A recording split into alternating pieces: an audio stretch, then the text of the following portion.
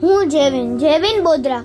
જય સ્વામિનારાયણ. આજે તમારી પાસે માત્ર 2 મિનિટ માંગુ છું અને મારા દાદા વિશે થોડીક વાત કરવા માંગુ છું. અમારા દાદા 2 તારીખે ભગવાનના ધામમાં ગયા છે.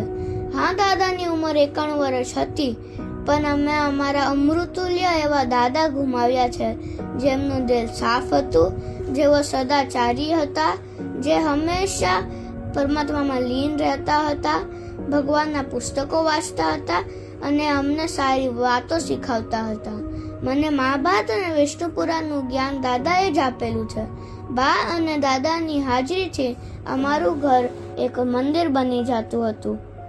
દાદાના રૂપમાં અમે એક એવી અમૂલ્ય સંપત્તિ સમી પેઢી ગુમાવી છે, જે વહેલા ઉઠીને વહેલા સુવાવાળી, ઉઠીને સૂર્યનારાયણને જલ ચઢાવનારી, પછી ભગવાનની પૂજા કરનારી.